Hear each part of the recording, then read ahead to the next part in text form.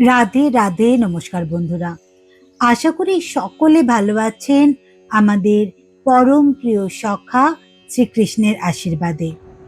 বন্ধুরা, আজকে কথা শ্রীকৃষ্ণকীর কাহিনী শ্রীকৃষ্ণের এক অমূল্য শিক্ষার আলোয় আলোকিত। আচ্ছা, কখনো কি ভেবেছেন একই মানুষকে কেউ দেবতা বলে, আবার কেউ শত্রু বলে কেন? একই পৃথিবী কারোর কাছে স্বর্গ, কারোর কাছে নরক কেন? আসল রহস্যটা পৃথিবীতে নয়, লুকিয়ে আছে আসলে আমাদের মনেই। চলুন তাহলে শুরু করি আজকের পথ চলা। একদিন শ্রীকৃষ্ণ আর অর্জুন এক পথ ধরে হাঁটছিলেন। পথে তারা দেখলেন এক বৃদ্ধ ভিক্ষুক বসে আছেন। শ্রীকৃষ্ণ অর্জুনকে জিজ্ঞেস করলেন, পার্থ, এই মানুষটিকে কেমন মনে হচ্ছে তোমার? অর্জুন বললেন, দেখে তো খুব শান্ত আর সৎ মানুষ বলেই মনে হচ্ছে। নিশ্চয়ই জীবনে অনেক কষ্ট পেয়েছেন। শ্রীকৃষ্ণ শুধু মৃদু হেসে এগিয়ে গেলেন। কিছু দূর যাওয়ার পর দুর্যোধনের সঙ্গে তাদের দেখা হলো। শ্রীকৃষ্ণ একই প্রশ্ন করলেন তাকে, দুর্যোধন, ওই বৃদ্ধ মানুষটিকে তোমার কেমন মনে হয়?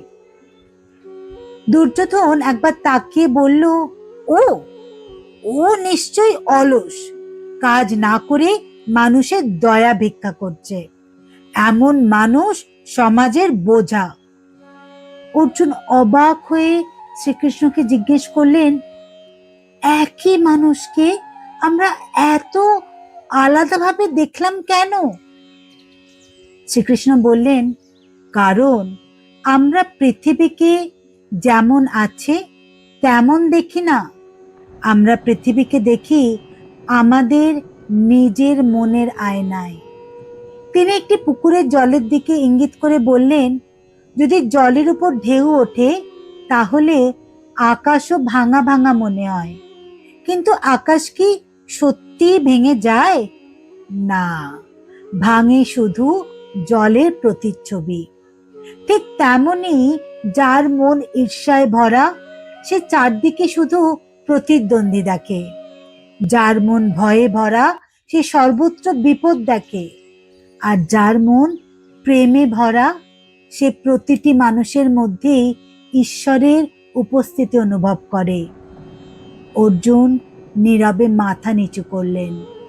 শ্রীকৃষ্ণ আবারও বললেন, তুমি যদি পৃথিবীকে বদলাতে চাও, আগে নিজের মনকে বদলাও, কারণ বাইরের জগৎ তোমার ভিতরের অবস্থারই প্রতিফলন।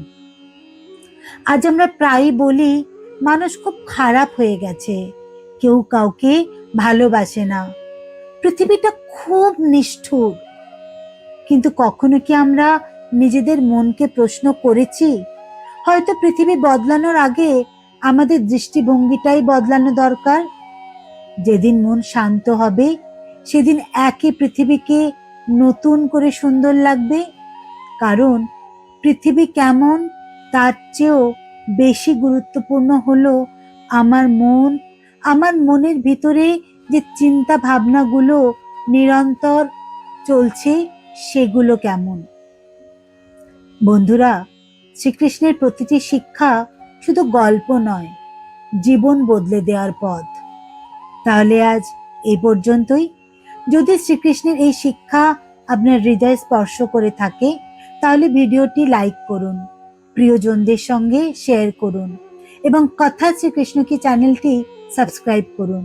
और अगर आप ऐसे ही श्री कृष्ण स्टोरी हिंदी में सुनना पसंद करते हैं तो प्लीज स्टे कनेक्टेड विद लीला राधे कृष्ण की यूट्यूब चैनल। কমেন্টে লিখুন, জয় শ্রীকৃষ্ণ।